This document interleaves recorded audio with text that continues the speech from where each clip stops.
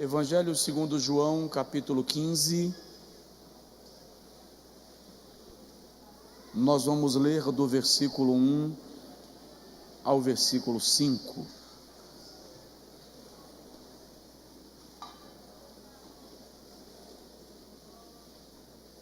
Eu sou a videira verdadeira, e meu pai é o viticultor ou agricultor. Toda vara em mim que não dá fruto, ele a corta. E toda vara que dá fruto, ele a limpa, para que dê mais fruto. Vós já estáis limpos pela palavra que vos tenho falado. Permanecei em mim, e eu permanecerei em vós. Como a vara de si mesma não pode dar fruto, se não permanecer na videira, assim também vós, se não permanecerdes em mim. Eu sou a videira, vós sois as varas. Quem permanece em mim e eu nele, esse dá muito fruto, porque sem mim nada podeis fazer. Agora vem comigo lá para o finalzinho do Novo Testamento, primeira epístola de João. Primeira epístola de João, já bem pertinho do Apocalipse. Capítulo de número 5.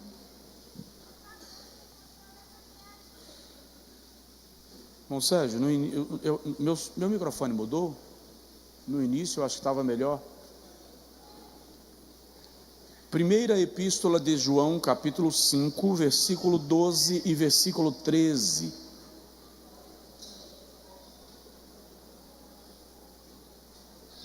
Quem tem o Filho, tem a vida. Quem não tem o Filho de Deus, não tem a vida. Estas coisas vos escrevo a vós que credes no nome do Filho de Deus, para que saibais que tendes a vida eterna. Diga amém. Agora diga comigo: Senhor, fala conosco. Amém. Podem sentar, amados, por favor. Eu quero falar um pouco com os irmãos sobre igreja, lugar de vida. Igreja, lugar de vida. Quero começar lembrando aos irmãos, nos últimos meses,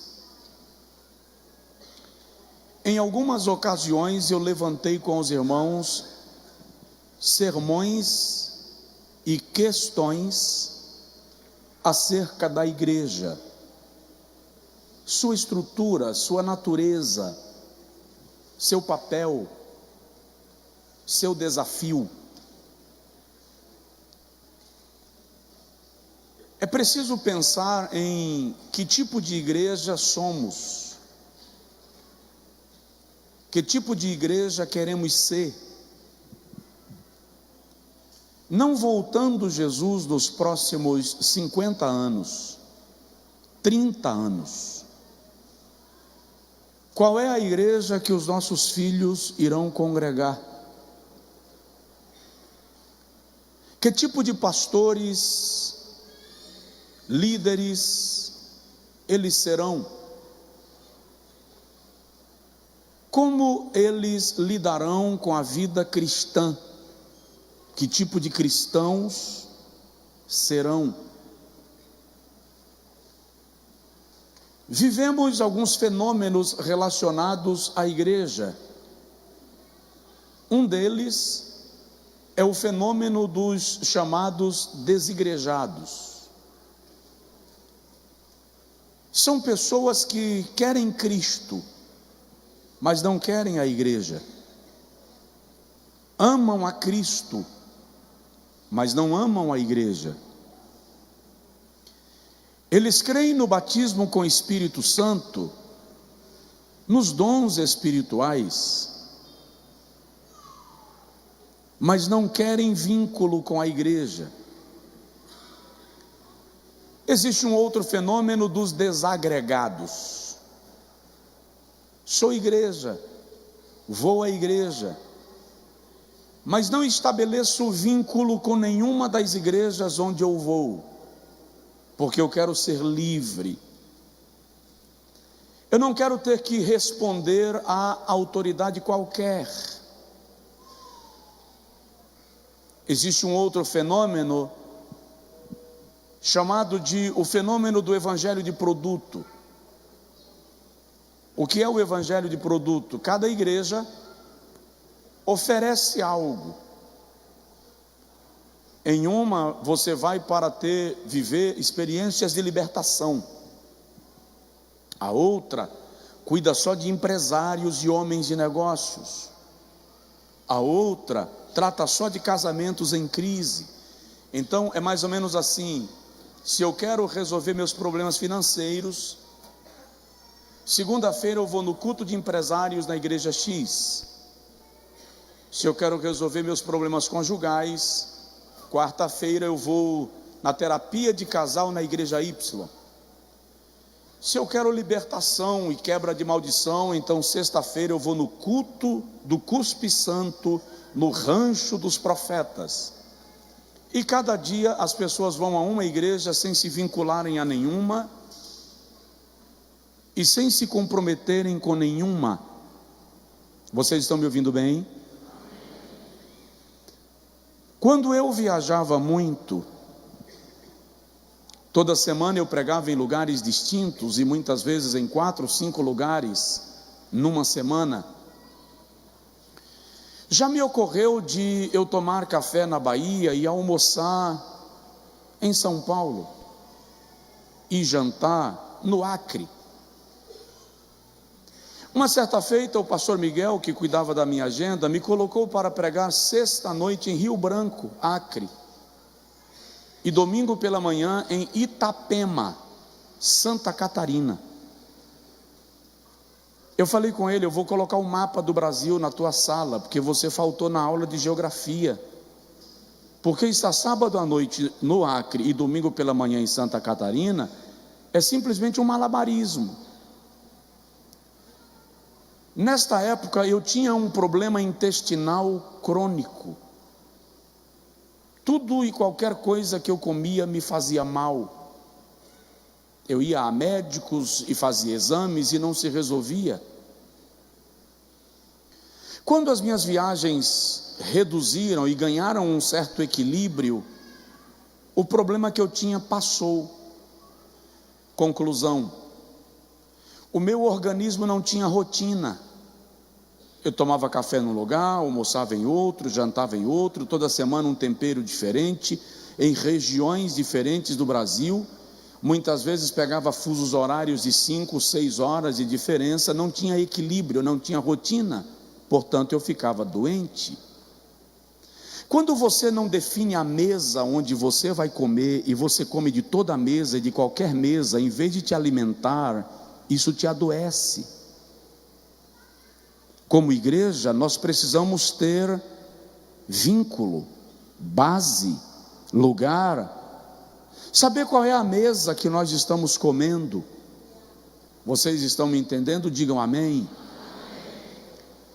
Diante disto, eu tenho feito alguns questionamentos e o Espírito Santo tem me incomodado bastante acerca da igreja. O que é a igreja, afinal?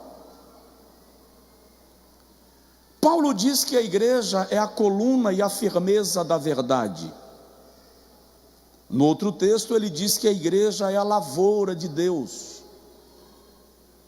O Senhor Jesus diz que como igreja, vós sois, nós somos sal da terra e luz do mundo.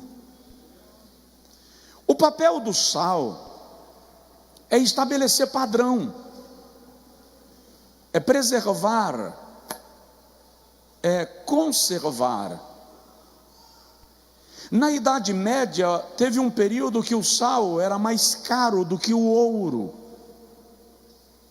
Os soldados eram pagos, os seus soldos eram pagos com sal. Daí vem a palavra salário. Quando Jesus diz, vós sois sal, ele está dizendo, vocês são padrão, ponto de equilíbrio.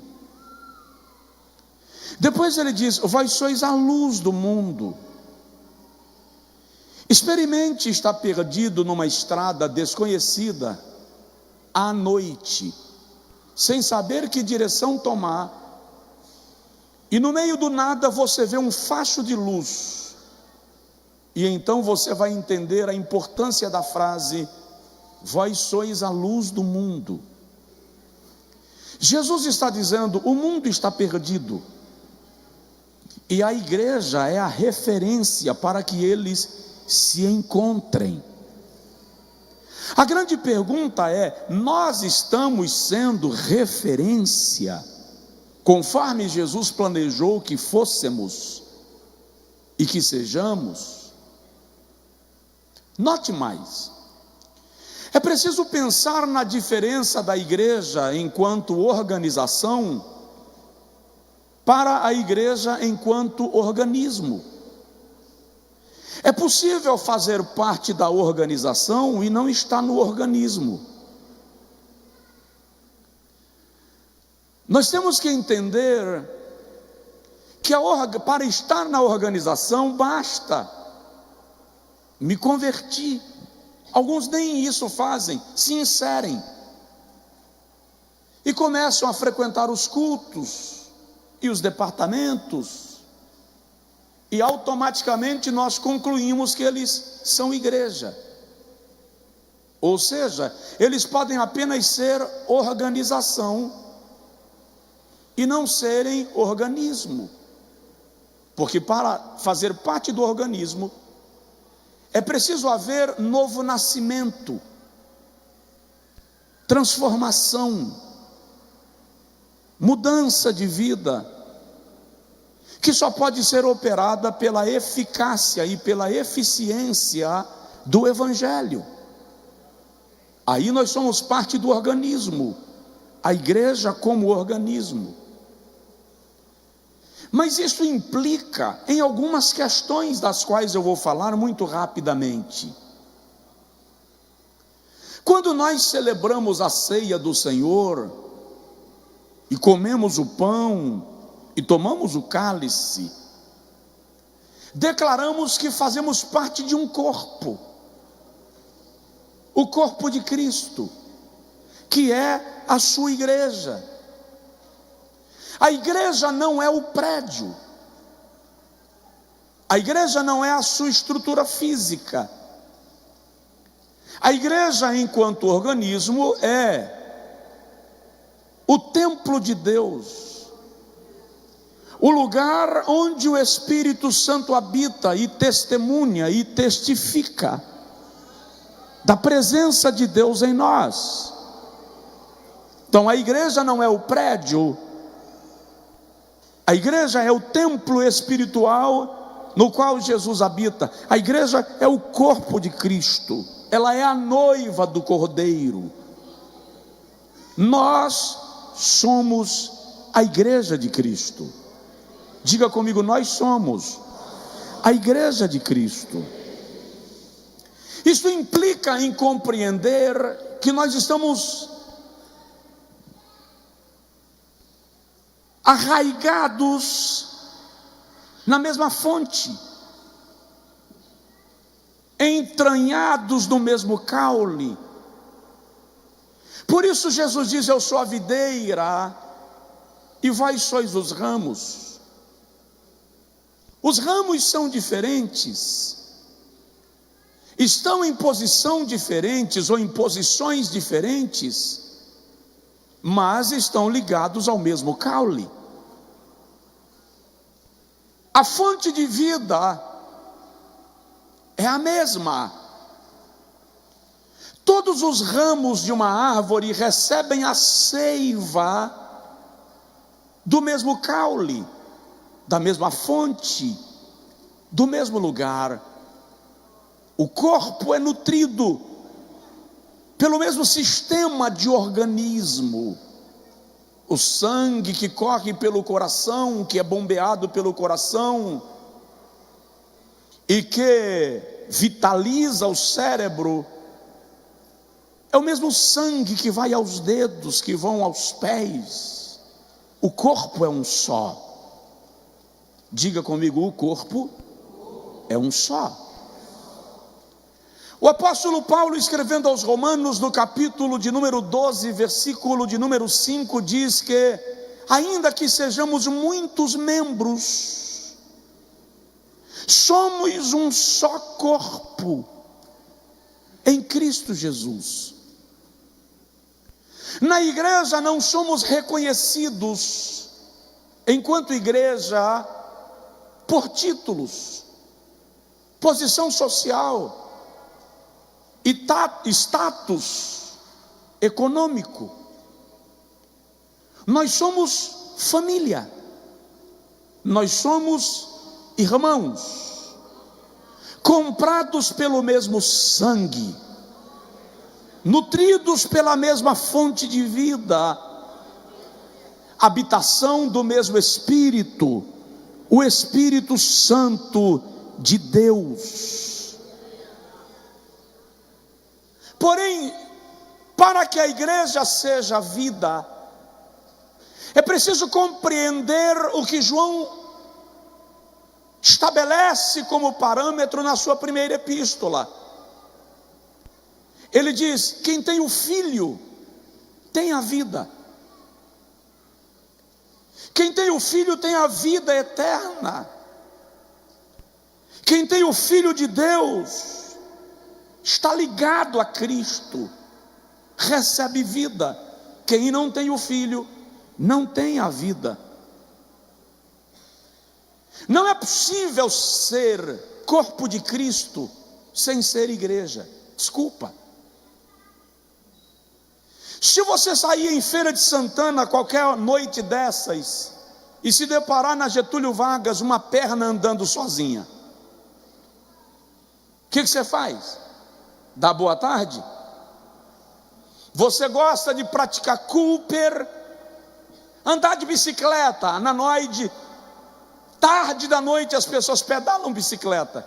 Que tal você pedalando bicicleta 11 horas da noite, meia-noite, lá no extremo da noite, e você se depara com uma mão andando sozinha? Por que isso? Porque membros do corpo não andam separados do corpo. Se aparecer um membro do corpo sem estar ligado ao corpo, é assombração. Você não pode ser membro do corpo de Cristo e ignorar a igreja, porque a igreja é o corpo. Entretanto, isso implica em pelo menos 4 aspectos, dos quais eu vou falar rapidamente. E o primeiro aspecto é comprometimento. Os membros do corpo são comprometidos com o corpo. As minhas mãos são comprometidas com os meus pés. Todo o corpo funciona em função, com o perdão da redundância, de fazer com que cada membro seja nutrido. Todos os membros do corpo precisam receber oxigênio, sangue, vida, para que não entrem em estado de putrefação, porque aquele membro do corpo que não receber nutrientes, oxigênio, sangue, entra em estado de morte. Pessoas que frequentam a organização, mas não são membros do corpo, estão no lugar da vida, mas estão mortos, porque não estão ligados ao corpo de Cristo. Por isso o Senhor Jesus em Lucas 9:23 diz: se alguém quiser vir após mim. Eu acho esse versículo um desaforo de Jesus, porque em outras palavras ele está dizendo: não estou mandando ninguém vir, ninguém é forçado a vir, se quiser. Mas se você quiser vir, negue-se a si mesmo. O que Jesus está dizendo é: no corpo, na igreja, não cabe individualismo, não cabe egocentrismo. Se você é corpo, aquilo que você faz nutre alguém, porque nós somos os membros do corpo que é um só, cuja cabeça é Cristo. Nós vamos encontrar a igreja primitiva tão envolvida, tão engajada, tão consciente desse princípio,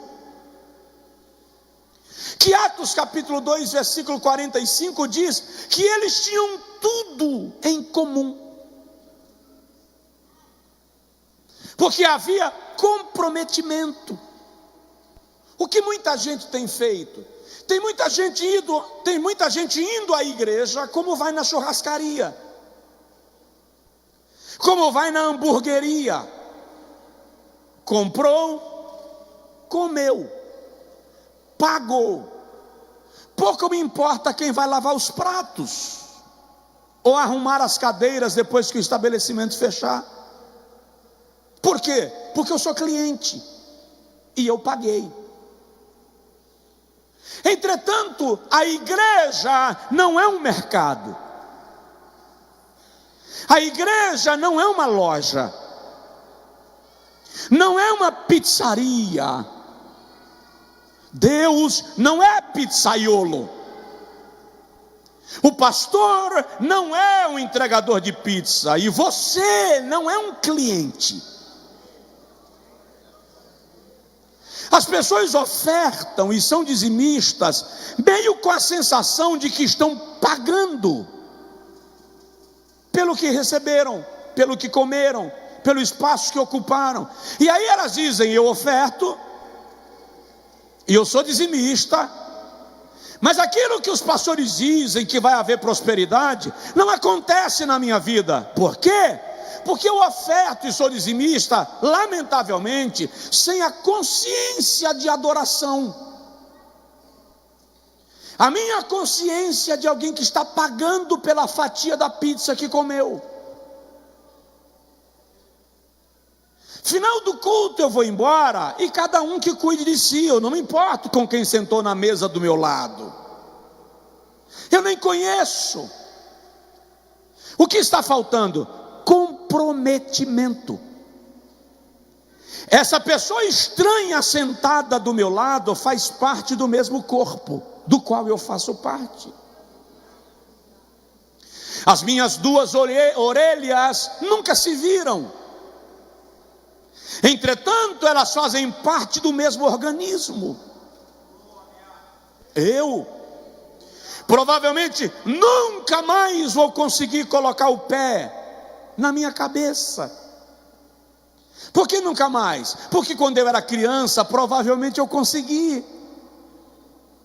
Mas agora, se eu forçar, vai parecer uma máquina em cima de um pacote de creme cracker. Vai estalar tudo. Entretanto, apesar de o meu pé não alcançar a minha cabeça, faz parte do mesmo corpo. Diga para o seu vizinho, por favor: eu e você somos um em Cristo. Eu e você somos um em Cristo. Isso é ser corpo. A pessoa que está do meu lado não pode ser um estranho na casa. Ainda que nós não nos conheçamos, nós nos identificamos porque somos ligados ao mesmo corpo. A minha pergunta é: como anda o teu comprometimento com a igreja? Você já entendeu que você não é cliente, que você é membro do corpo? Então, para que a igreja seja lugar de vida, os membros do corpo precisam estar comprometidos com o funcionamento do corpo. Se comprometa. Pare de ser frequentador de igreja como cliente de hamburgueria. Se comprometa com o corpo, se comprometa com a causa, se comprometa com o evangelho, se comprometa com Jesus, se comprometa com o reino, se comprometa com a família da qual você decidiu pertencer.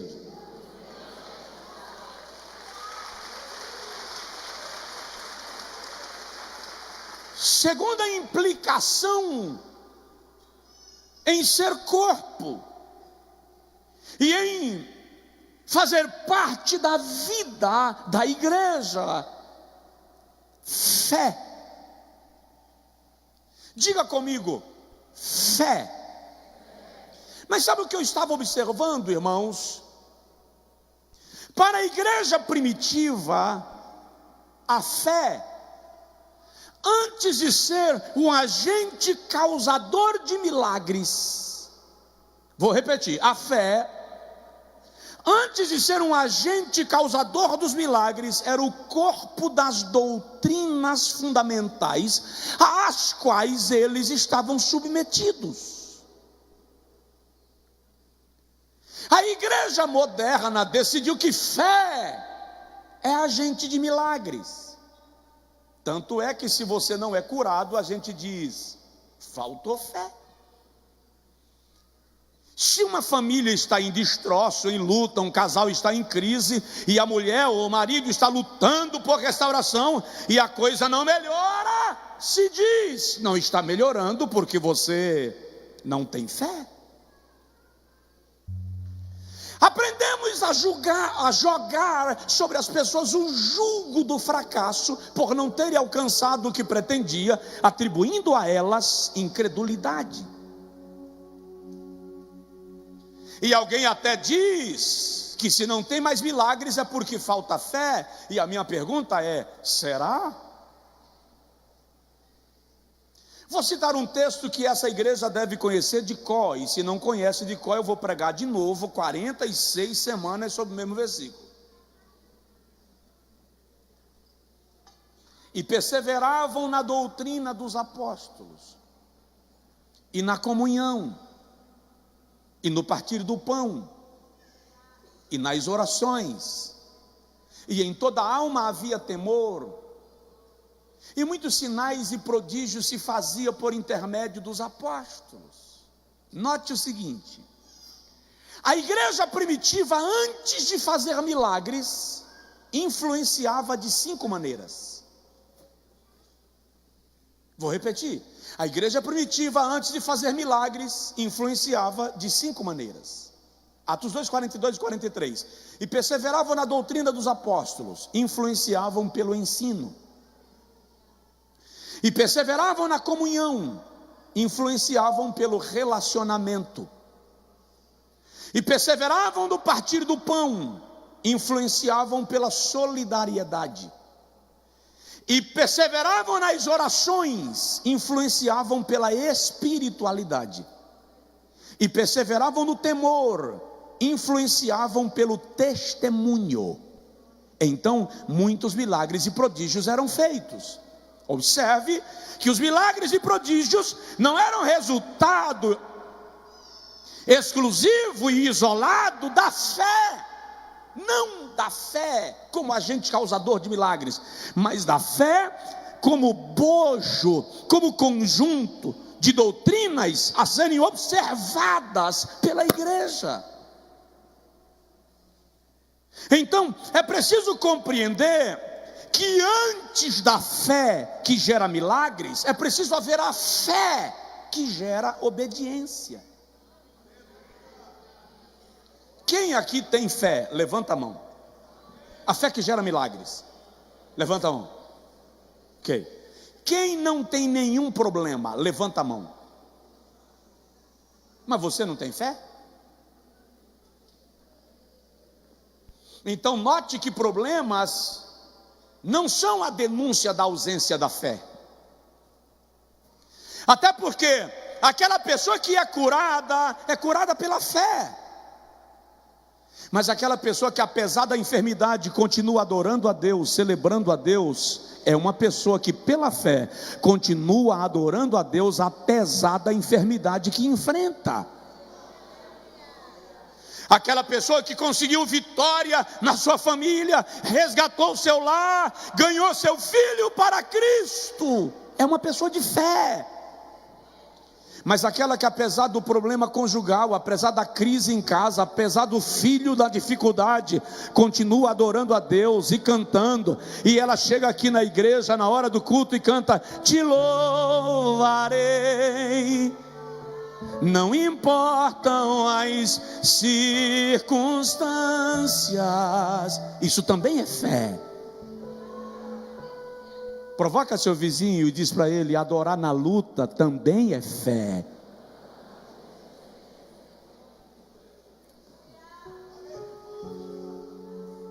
Note que nós precisamos entender que se tornar igreja, corpo de Cristo, lugar de vida, é ser movido pela fé que não depende das circunstâncias.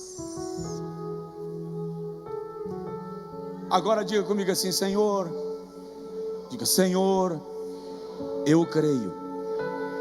Se o Senhor fizer o que eu estou pedindo, eu creio. Se o Senhor não fizer o que eu estou pedindo, eu creio.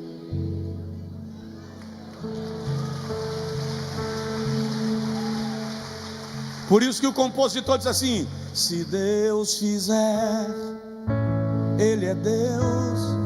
Se não fizer, Ele é Deus. Se a porta abrir, mas se fechar, se a doença vier, Ele é Deus. Se curado for,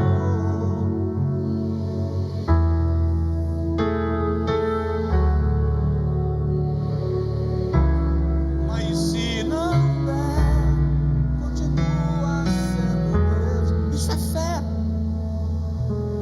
Então, ser corpo, ser lugar de vida, é viver por esta fé. E sabe o que é interessante? Quando o escritor da Epístola aos Hebreus, no capítulo 10, versículo 23, 24 e 25, diz que nós não devemos abandonar a nossa congregação, como é o costume de alguns. Ele diz que um dos propósitos de congregar é edificar na fé, mutuamente, uns aos outros. Ei, olha para mim, a tua fé me edifica, a tua fé me toca, porque nós somos nutridos como corpo.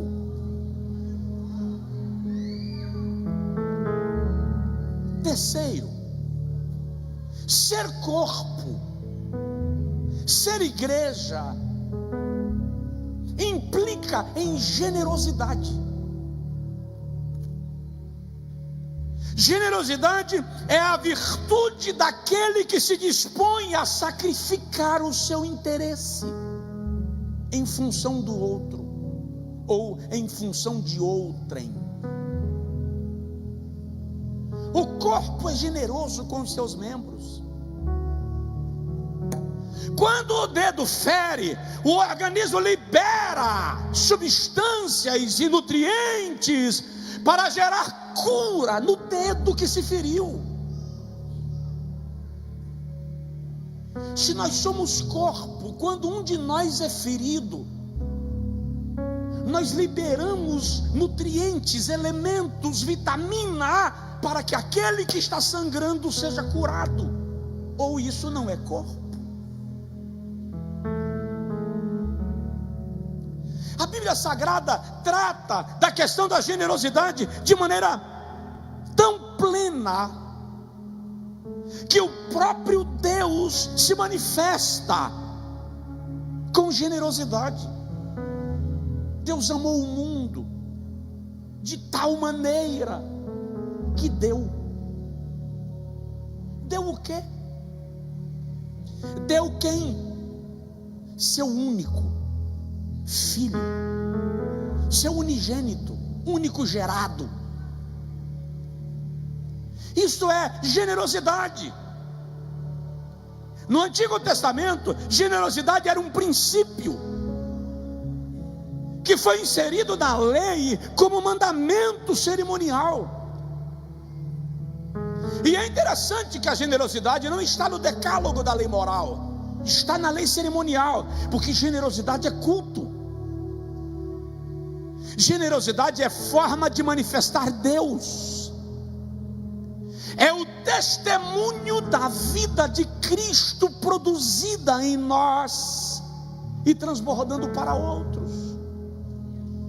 O apóstolo Paulo, escrevendo aos Efésios, no capítulo de número 2, versículos 7 e 8, diz: porque pela graça sois salvos, 8 e 9, porque pela graça sois salvos, por meio da fé. Isto não vem de vós, é dom de Deus, não vem das obras, para que ninguém se glorie, porque nós somos obra sua, feitura sua, criados em Cristo Jesus para as boas obras. Presta atenção, você foi criado em Cristo para fazer o bem. Diz aí para o seu vizinho: você foi criado em Cristo para fazer o bem.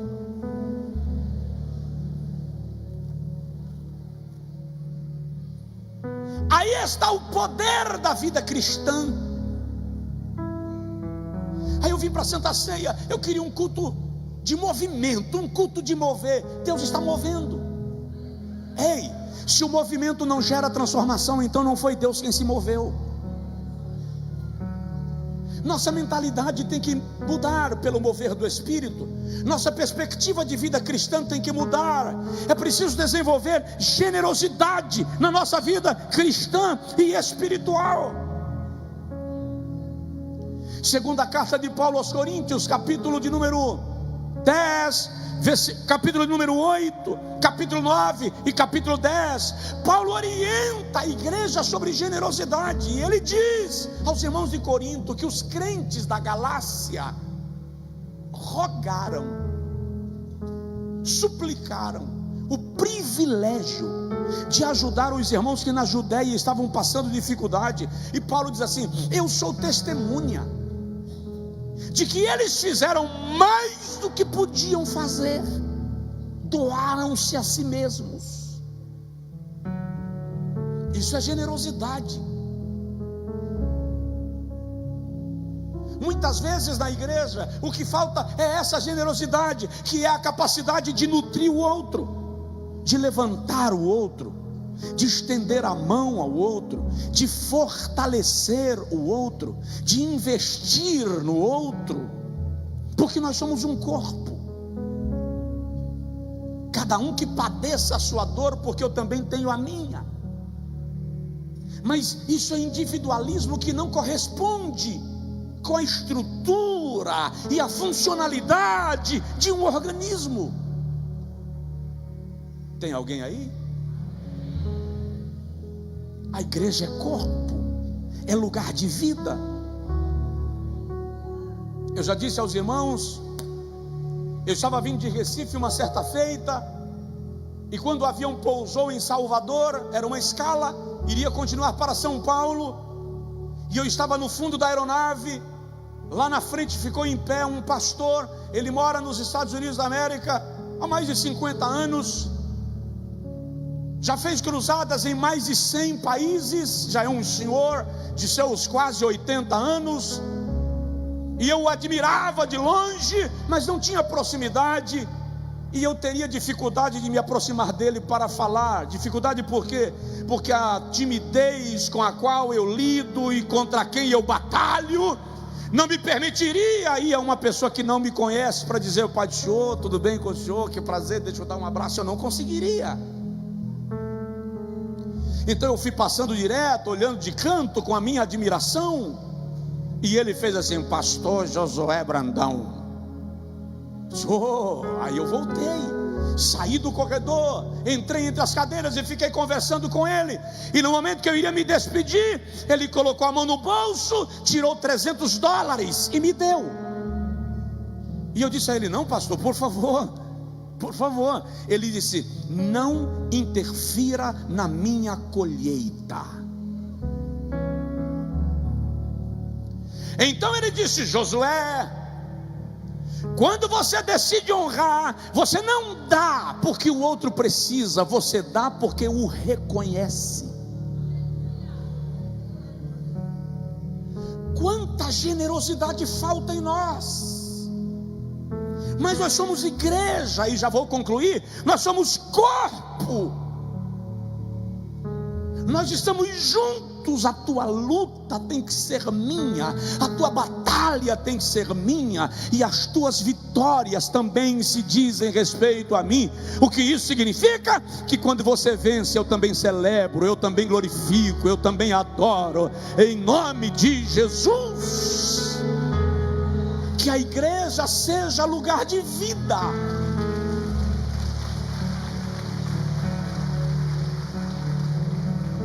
O que caracteriza uma igreja que é corpo, que é lugar de vida, eu concluo, é uma igreja dependente do Espírito Santo. É um culto de celebração da ceia do Senhor. Eu entendo que esse é um culto de chamamento à responsabilidade e à aliança. O Espírito Santo é o nosso guia e consolador.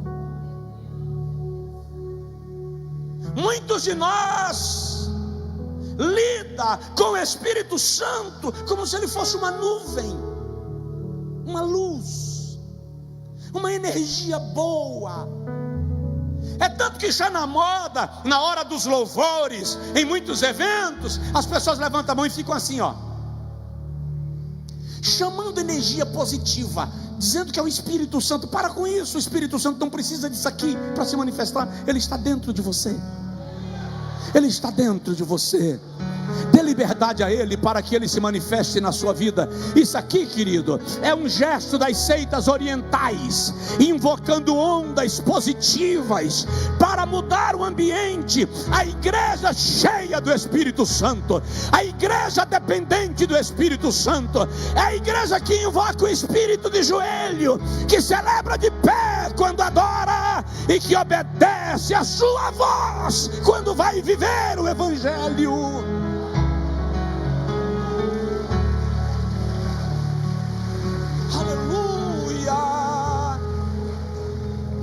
Nós precisamos depender do Espírito de Deus. O apóstolo Paulo, escrevendo aos Romanos, no capítulo de número 8, versículo 15, declara: todos aqueles que são guiados pelo Espírito de Deus, estes são filhos de Deus. Jesus declara e João escreve: o vento sopra onde quer. João 3,8. Ouve-se a sua voz. Aleluia. Mas não se sabe de onde vem, nem para onde vai. Assim é todo aquele que é guiado pelo Espírito de Deus. Quem depende do Espírito não decide a viagem. Uma igreja dependente do Espírito é uma igreja que exala a vida, que exala a presença de Deus, está no ambiente, cura,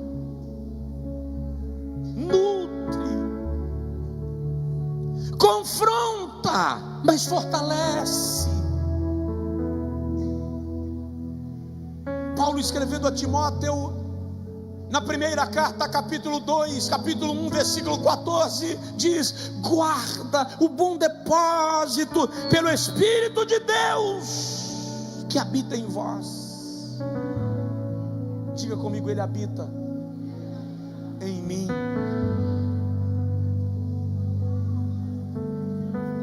Ezequiel capítulo 47. O Senhor leva Ezequiel a um vale, e ele diz: o vale estava cheio de ossos sequíssimos.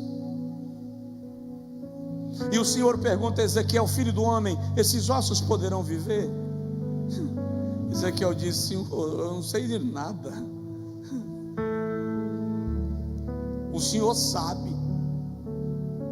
O que Ezequiel está dizendo é: depende da tua decisão. Se o Senhor quiser, eles podem viver. Diga comigo: se o Senhor quiser. Repete: se o Senhor quiser, haverá vida. Aí o Senhor diz a Ezequiel: profetiza. Profetiza. O que eu estou fazendo aqui hoje à noite? Profetizando. Profetiza. Fala com esse vale de ossos que eu vou lhes mandar carne, nervos, pele. E Ezequiel dizia: eu profetizei como o Senhor me ordenara. E enquanto eu profetizava, houve um vento, um ruído, e cada osso saiu do seu lugar e foi se encaixando ao seu osso. O esqueleto foi formado e veio carne sobre eles, e vieram nervos, e a pele cobriu. E Ezequiel presencia o milagre. Ei lá, show aiko samanchu ide sadagast. Aí Ezequiel diz: e o Senhor me disse: profetiza, filho do homem, profetiza ao Espírito, e diz: vem dos quatro ventos, ó Espírito, e entra, sopra sobre esses corpos, para que vivam. E Ezequiel dizia: eu profetizei, e o vento soprou e entrou neles. Eu vou repetir: o vento soprou e entrou neles. Diga comigo: o vento entrou neles. Repete: o vento entrou neles. Que vento é esse? Ruach, Espírito. Corresponde a pneuma no Novo Testamento. Espírito, vento de vida. E Ezequiel dizia: eles se levantaram, e era um exército muito numeroso que entrou na cidade. Presta atenção: quando o vento sopra, um vale de ossos se transforma em exército. Quando o vento sopra, a morte vira vida. Quando o vento sopra, o milagre acontece. Quando o vento sopra, o caos se organiza. Quando o vento sopra, a dispersão se transforma em agregação. Quando o vento sopra, Satanás é repreendido. Quando o vento sopra, o lixo é retirado. O vento do Espírito quer soprar na sua vida, soprar na sua casa, soprar sobre a igreja de Deus.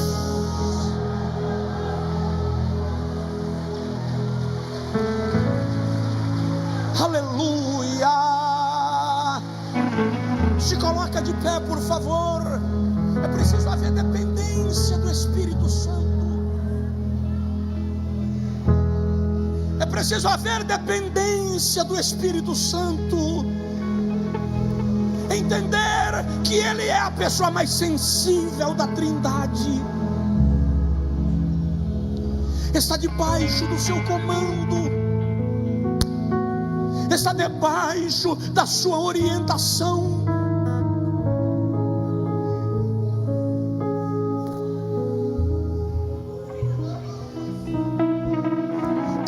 o Espírito soprar sobre a sua igreja. Clame para que o Espírito Santo sopre na tua casa. Clama agora, não espera para depois não. Para que Ele sopre na tua casa, na tua família, na tua empresa, no teu negócio.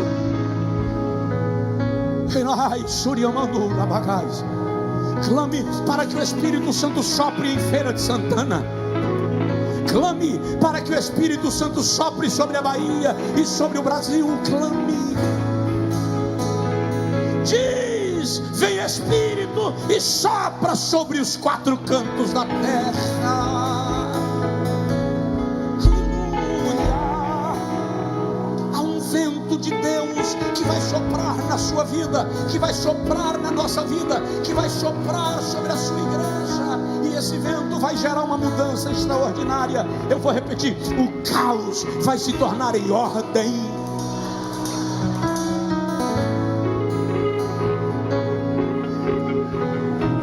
Erga as suas mãos se desejar, ajoelhe se preferir, grite se achar melhor, mas esse é o momento que você tem, você precisa, não é uma opção, você precisa que o vento sopre na sua vida e na sua casa. Aponte para o seu bairro e peça ao Senhor para o vento soprar sobre o seu bairro, para o vento soprar sobre a rua que você mora. A igreja, se a igreja não influencia, então ela se torna insípida. Esse é o tempo de o vento soprar. Aleluia.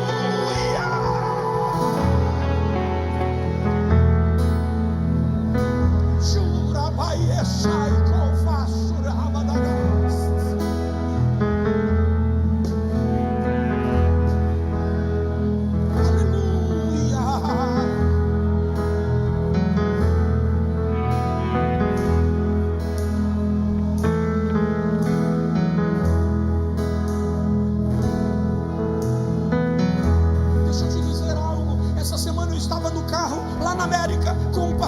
Amigo, e eu estava dizendo para ele, eu acho interessante, por que eu ainda não vim embora para os Estados Unidos?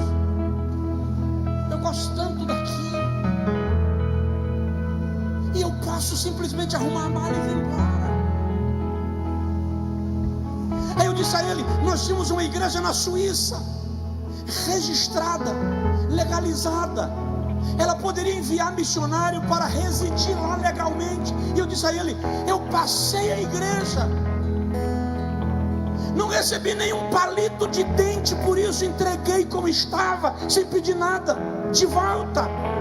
E eu disse a ele, eu poderia ter dito, eu vou pastorear a igreja na Suíça, e eu estaria hoje morando na Suíça. E eu disse assim, eu estou morando em Feira de Santana, gente. Aí eu falei com o pastor, eu não sei o que passa na minha cabeça. Na hora, uma voz ecoou aqui e disse assim, a Bahia é a primogênita do Brasil. O sentimento que eu tive foi, Deus quer fazer algo no nosso estado que Ele não fez ainda. Deus quer fazer algo no nosso estado que Ele não fez ainda. Deus quer fazer desse estado um facho de luz para esse país. Me desculpem, não se ofenda os moradores dos outros estados. Eu estou falando agora de algo que Deus estabeleceu acerca desse estado. Igreja, não deixe a Bahia cair no cativeiro. Não deixe a Bahia cair na escravidão.